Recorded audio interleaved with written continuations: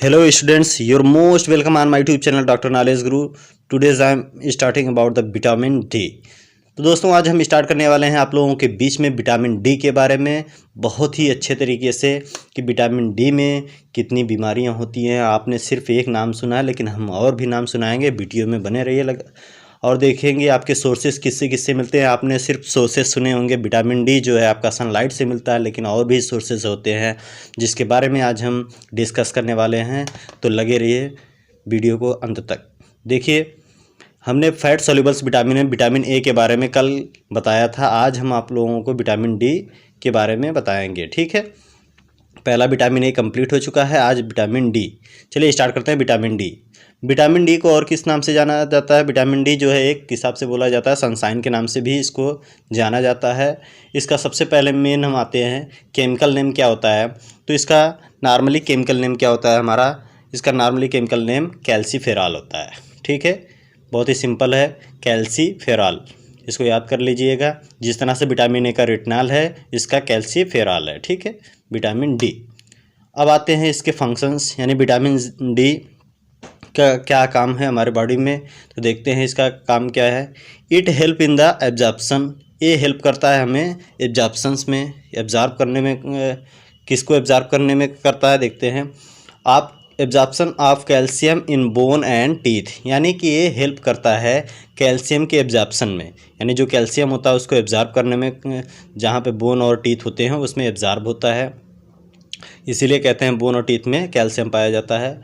और देखिए अगला पॉइंट देखते हैं। It provide rigidity to bone. और ये बोन को क्या करता है? रिजिडिटी यानी मजबूती प्रदान करता है। और आपका इसी तरह से अगला देखिएगा। It can add in weight loss. ये हमारा और क्या काम करता है? वेट लॉस में भी विटामिन डी कार्य करता है। ये आप लोग शायद नहीं सुने होंगे, लेकिन यही काम करता है। और भी चीज़ें आपको बता रहे हैं, देखिए। It might reduce the risk of heart disease. ये रिड्यूस करता है जो हार्ट की डिजीज़ होती हैं उसको रिड्यूस करता है, यानी कम करता है। यानी किसी को हार्ट की डिजीज़ होता है, प्रॉब्लम होती है, तो उसको या तो फिर अगर विटामिन डी बराबर ले रहे हैं तो हार्ट की डिजीज़ चांसेस कम रहते हैं, ठीक है। आगे है सपोर्टिंग इम्यून हेल्थ। और ये सपोर्ट करता है जो इम्यूनिटी हमारा है उसको इम्यूनिटी प्रदान करता है, यानी इम्यूनिटी हमारा बढ़ाता है। इस तरह से हमारा ये विटामिन डी कार्य करता है, ठीक है। यानी कि विटामिन डी जो है एब्जॉर्ब करता है कैल्शियम को बोन और टीथ में, रिजिडिटी देता है बोन में, वेट लॉस करता है, हार्ट की डिजीज़ को रिड्यूस करता है, सपोर्टिंग करता है। ऐसे ही इसके विटामिन डी के फंक्शंस हैं, ठीक है। सोर्सेस क्या होते हैं? विटामिन डी कहाँ से पाया जाता है? आप लोग ये तो अधिकतर जानते ही होंगे। विटामिन डी हमारा कहाँ से मिलता है? सनलाइट से मिलता है। क्या सनलाइट से डायरेक्टली हमें मिल जाता है? जी नहीं, सनलाइट से डायरेक्टली हमें नहीं मिलता है। सनलाइट से कैसे मिलता है? चलिए हम आपको वन बाय वन बताते हैं। सनलाइट से वहाँ से यूवी रेस निकलती हैं। यूवी रेस हमारे स्किन पर पड़ती हैं। स्किन में हमारा क्या पाया जाता है? डिहाइड्रो कोलेस्ट्रॉल पाया जाता है। और सनलाइट दोनों मिलते हैं जब स्किन और सनलाइट दोनों, यानी कि डिहाइड्रो कोलेस्ट्रॉल और सनलाइट दोनों मिलते हैं, तब क्या होता है? तब कैल्सिट्रॉल यानी कैल्सिट्रॉल बनता है, जिसको हम D3 के नाम से जानते हैं, ठीक है। ये हमारे बॉडी में ही डायरेक्टली बोन में नहीं जाता है, ये पहले लीवर और किडनी में जाता है जो इनएक्टिव फॉर्म होता है।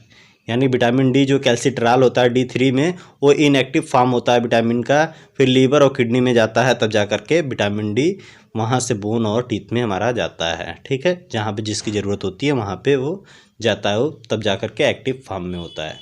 इस तरह से सनलाइट से हमें विटामिन डी मिलता है। पहला पॉइंट था विटामिन डी कहाँ से मिलता है? सनलाइट से, सभी लोग जानते हैं। चलिए दूसरे पॉइंट पे चलते हैं। इसमें होल ग्रेन, यानी कि होल ग्रेन से मिलते हैं होल ग्राम्स, ठीक है। जो आपके चने होते हैं जिसमें रेशा निकलने लगता है, यानी भिगो करके खाया जाता है, उससे मिलता है विटामिन डी।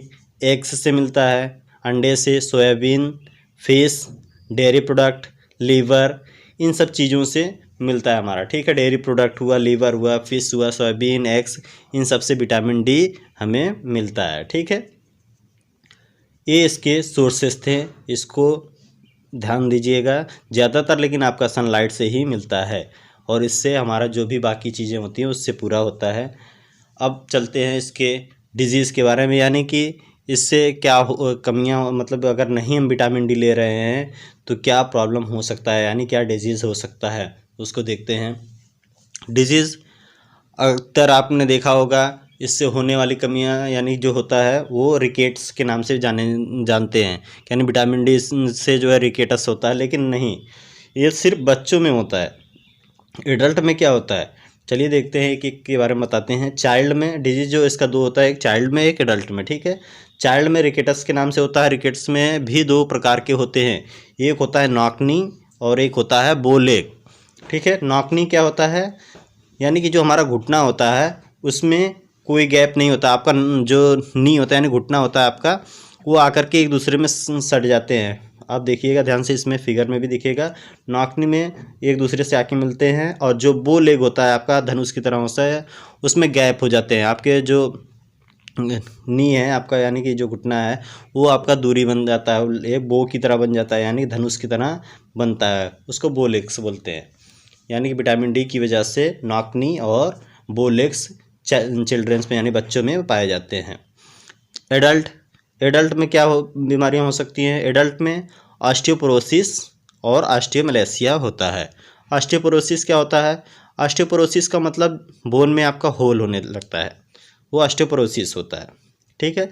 ऑस्टियोमलेशिया किसे कहते हैं, बेंड हो जाता है, जो आपका वर्टिब्रल बोन है देखिए वो उस बेंडिंग हो जाता है, यानी कि घुमाव हो जाता है, वो ऑस्टियोमलेशिया में आते हैं। इस तरह से विटामिन डी के बारे में आपको आज इतनी अच्छे तरीके से बताया है। अगर आपको कोई भी प्रॉब्लम होती है तो आप कमेंट करके पूछ सकते हैं। बाकी आज के लिए इतना ही, आगे मिलते हैं विटामिन ई के बारे में, जो आपका फैट सोल्यूबल विटामिन है उनको 1 बाय 1 हम करके क्लियर करते चल रहे हैं। मिलते हैं अगले दिन नए वीडियो के साथ। Thank you.